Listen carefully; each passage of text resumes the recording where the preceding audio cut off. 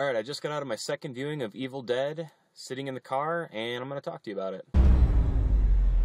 You are all going to die tonight.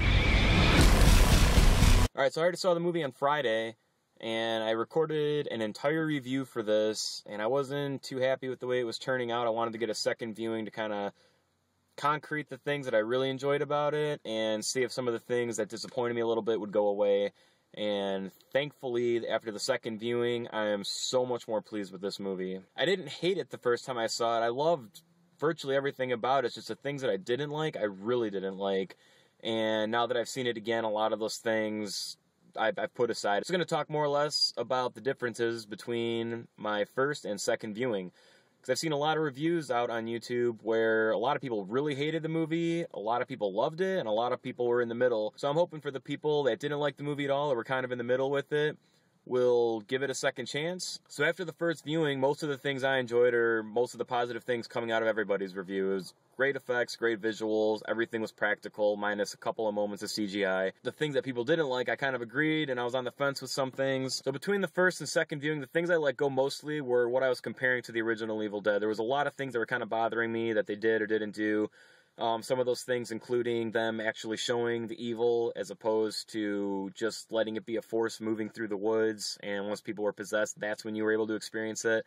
That bothered me the first time around. I didn't like the fact that they were showing you what they were seeing. But the second time around, now that I'm looking at this more as a reimagining, I've let that go, and I actually kind of enjoy it for what this movie is. If you look at this movie as its own movie, without being attached to the original Evil Dead, other than the fact that it's sharing the same title, a lot of these things I've been able to let go. One of the other things that bothered me is that they didn't have any scenes where you had multiple possessed people in one room at the same time, kind of causing havoc and putting stress on the other characters. But it's just because I'm used to seeing that in the original Evil Dead. Another thing that bothered me from the first viewing was the main male lead, his girlfriend. It seemed like she was completely non-existent in the movie, but I paid very close attention to it this time around. And she is there, she has her lines. The problem with it is it's just very weak character development, and it was the same for me, both viewings. Not very good character development, except for Jane Levy. She was absolutely phenomenal in the movie. The other thing that bothered me a lot from the first viewing was Shiloh Fernandez's character, the brother. He just pissed me off so much the first time around because, once again, just weak character development. I didn't think the acting was all that good for him. And I didn't like how it never clicked to him what was going on. And this time around, it didn't bother me as much. It didn't bother me as much as it did the first time. I will say, though, when his girlfriend loses it, and then he shoots off her arm, and he's still trying to doubt everything that's going on, I can't really look past that.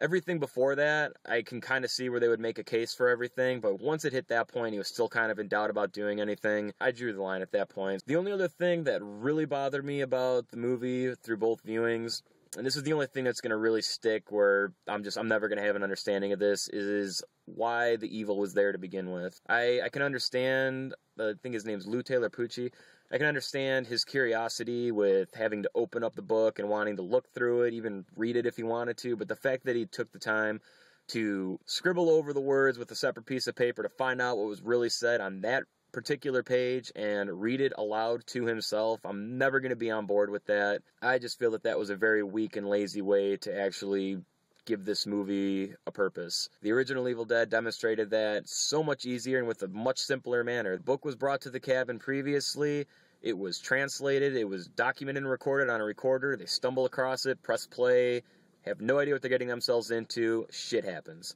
In this one, it was a little bit more forced, how they brought everything to be, and I wasn't really on board with the fact that everything that was happening while the people were possessed was all demonstrated with pictures in the book. That's the other thing I didn't really care for too much as far as the book.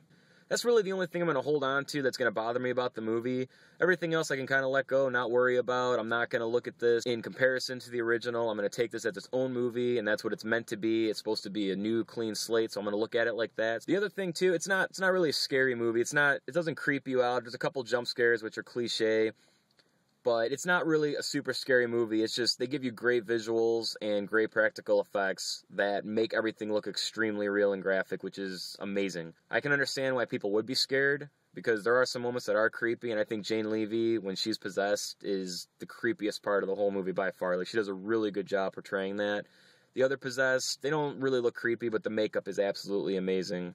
And it's awesome to see something this graphic and of this nature in the theater. So all in all, between the first and second viewing, the second time around, I enjoyed this movie 10 times more than I did the first time. Take this movie for what it is. It's a great horror film with great practical effects. It gives you great visuals. The gore is up to 11. And this movie just progressively gets better as it goes. This movie fully delivers. If you're a horror fan, you will love this movie. Just don't compare it to the original Evil Dead. Go into this movie with a fresh mind and just take this movie as a standalone, and you will come out fully satisfied. Thank you guys very much for watching. I hope if you stumbled across this video and you're one of the people that did not like this movie, please give it a second chance and go into it with an open mind. You will enjoy it a lot more. Have a good one. We're gonna get you, not another beat. Time to go to sleep.